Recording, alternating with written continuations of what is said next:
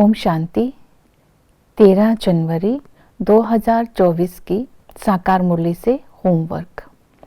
आत्मा की उन्नति कर, बाप समान गुणवान बन विश्व का मालिक बनने का पुरुषार्थ करना है।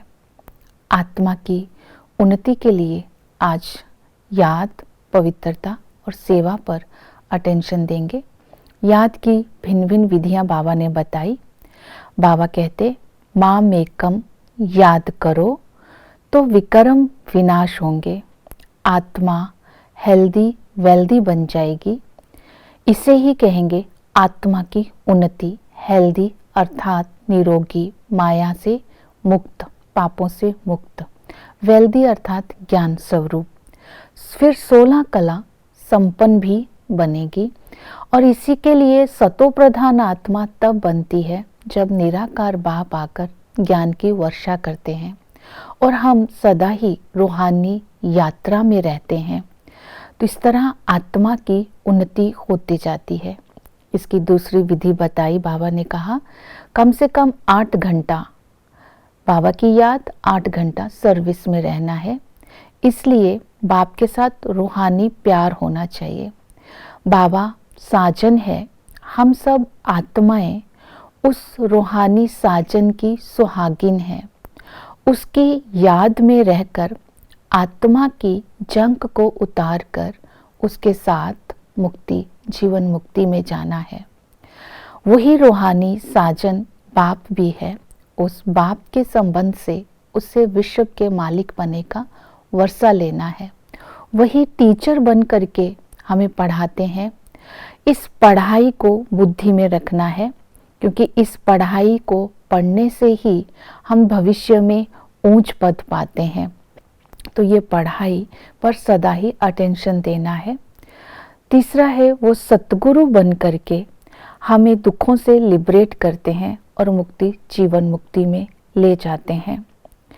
ऐसा बाप, टीचर, सतगुरु, साजन जो निराकार से साकार में आकर ज्ञान की वर्षा कर हमारा तीसरा नेत्र खोल हमें अपने साथ, हमारे संबंध अपने साथ जोड़ता है। तो ऐसी बाप की याद में निरंतर रहने के लिए कर्म योगी भी बनना है। बाबा ने बोला, शरीर निर्वाह अर्थ कर्म तो करो, लेकिन जब भी फुर्सत मिले, टाइम मिले, तो बाप की याद में बैठ जाओ। अपने मन के संकल्पों को स्टॉप कर, कर्म को रोक कर अपने फरिश्ता स्वरूप में स्थित हो जाओ। तो ये अभ्यास करना है। कर्म योगी बनते समय बाबा ने कहा, कर्म करो, खाओ पियो, कर्म करो और बाबा के गुण गाओ। बाबा दुख हरता सुख करता है, बाबा रहम दिल है, बाबा अपकारी पर उपकार करते हैं। कितना मीठा, कितना प्यारा बाबा है। जब ये स्मृति में रहेगा तो आत्मा की उन्नति होती जाएगी। तो इस तरह उन्नति करने के लिए आज निरंतर याद में रहना है। फिर ये स्वमान में आज हम रहेंगे। दूसरी विधि बताई उन्नति की, मैं देही अभिमानी आत्मा हूँ। देही अभिमानी बनने के लिए ये स्वमान रखना है। मैं आत्मा इस शरीर रूपी घर में मेहमान हूँ। उस पिता की याद से, विकर्मों से मुक्त हो करके मैं आत्मा अपने घर जा रही हूँ। तो ये स्मृति में रहना है कि आत्मा भ्रिकुटी के बीच में रहती है। आत्मा जहाँ रहती है वहाँ कभी दर्द नहीं होता है, आत्मा का ऑपरेशन नहीं होता है।